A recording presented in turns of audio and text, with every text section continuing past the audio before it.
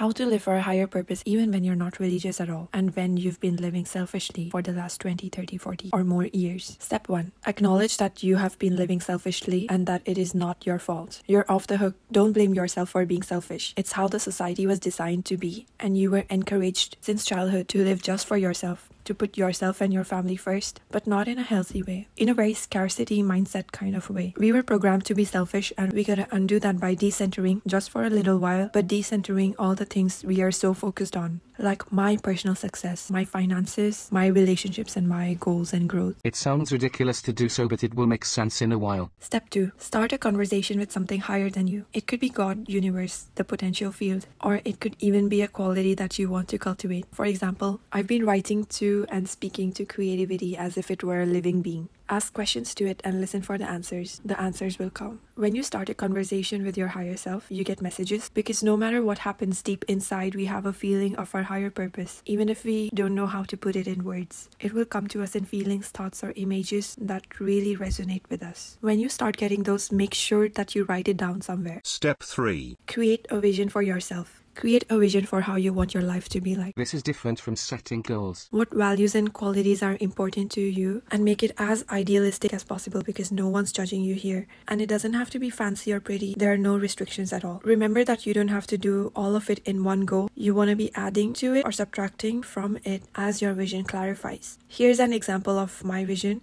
which is still a work in progress, and it's not pretty, but I'm trying to make it better. I feel so shy sharing my vision on a public platform like this, but these are the things that I want to be known for in the long term. 10 or 20 years later, I hope that I would be proud of the person that I become. I really want to emphasize on a daily writing practice. Writing your thoughts out goes hand in hand with increasing your awareness. When you start doing a daily writing practice with a brain dump session, where you just kind of take a dump on paper and let all of your thoughts out, it's really refreshing. Make sure to write in a language that you are most comfortable speaking, or it can also be a mix of languages. If you're struggling about where to start your writing and need more convincing, I recommend you watch this video by Tozak Filming titled "You Already Have Your Answers. Here's How." Step 4. Set an intention to live in accordance with a vision that you've created. Intention is powerful. Our intention is powerful, and you don't need to believe in this, you just have to try it out. To set an intention, I would say something simple in my mind like, "Dear universe, I intend to live in accordance with these values of beauty, creativity, innovation, and restoration. Help me do so. Thank you." It's so hard not to go into a begging mode, because that's how we treat God, as if it's someone sitting in the sky and judging if we are worthy. But we want to do this with a mindset of abundance and trust in the higher power. Setting an intention is a game changer, and this is the one step that will no doubt change your life. Now, we don't want to be comparing ourselves to others, but this is also the step that will set you apart from everyone else, because most people are living without a vision, purpose, or intention for their lives. Step 5. Start to strategically implement this vision. After you've set your intention, you'll notice that implementing the vision or living in accordance to this vision becomes somehow simpler. For example, making this video that you're watching right now became easier right after I set the intention to create something good and helpful, when usually the process of writing and editing is incredibly difficult for me. This is a sign that the intention is working, but even when things are difficult, not giving up is a sign that the intention is working.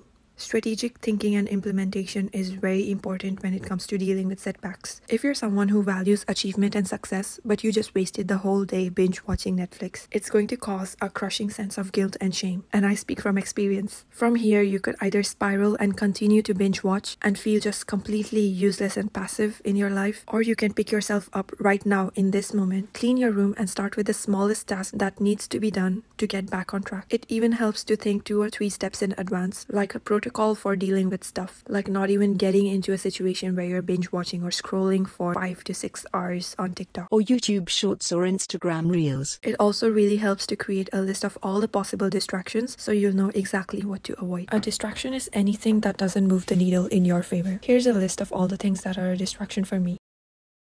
Remember, we talked about decentering your finances, personal success, your personal growth. You'll notice that all of these things become more doable, and life becomes more meaningful once you start living for a higher purpose.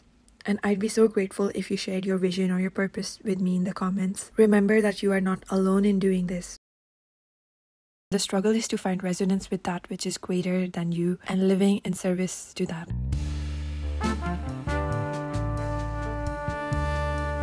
So one day I went to this 7-Eleven to get some snacks, and there was this adorable puppy, and his fur was the same color as my kitten's.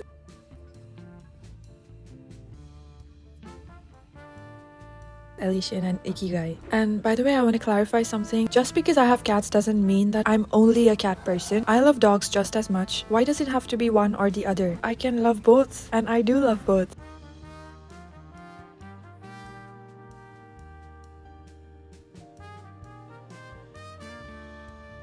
So I have this love for Korean convenience stores so much so that I'm gonna make a whole video dedicated to them. Life is so convenient when you live nearby a convenience store. It's only the case for developed parts of Korea, not every single city.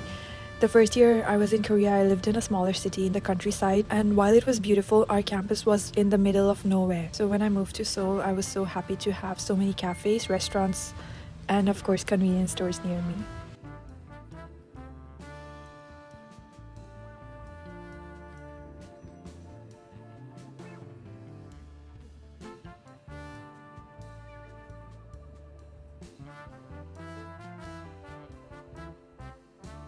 I feel so shy about filming in general, and I want to get past this fear. I know it is possible. I'm still fearful. I don't know why. I think I just have to do it enough times to get over the fear and stop judging myself, the way I look and the way I speak. Those are the things that make me self-conscious. I know eventually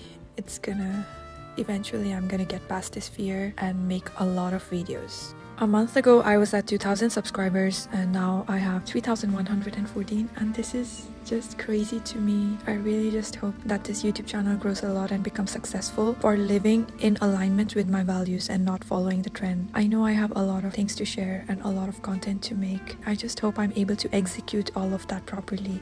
We see thousands of people do it on YouTube and make content and earn money, and we think of it as easy because so many people are doing it. But the person who's actually doing it knows that it's not easy at all. Perhaps with time it becomes simpler as you streamline the process, but it requires so much thought, effort, and also courage to create something for the world to see and judge. In the end, I do think it is worth it. It still takes something inside of you that pushes you to keep on going despite all the difficulties. I never had this feeling of wanting so bad to go out of my comfort zone that I'm feeling now for becoming a YouTuber. I didn't have this feeling when I was preparing for IIT, not when I was in university, and definitely not in my career as a software engineer. I did force myself to solve LeetCode questions, but instead of it fueling me and making me feel good, it just burns me out and makes me hate life. It reminds me of my traumatic experience preparing for IIT. Solving LeetCode is like preparing for the entrance exam, and I hated that part of my life so much. I would never do it again. I don't care if it means that I never get to work for a big tech company in the US as a software engineer. From now onwards, I live life for my vision, and grinding through LeetCode is not a part of that vision because joy is a part of my vision and LeetCode opposes joy. Okay, I'm talking too much. This is the end of the video. I hope you liked it.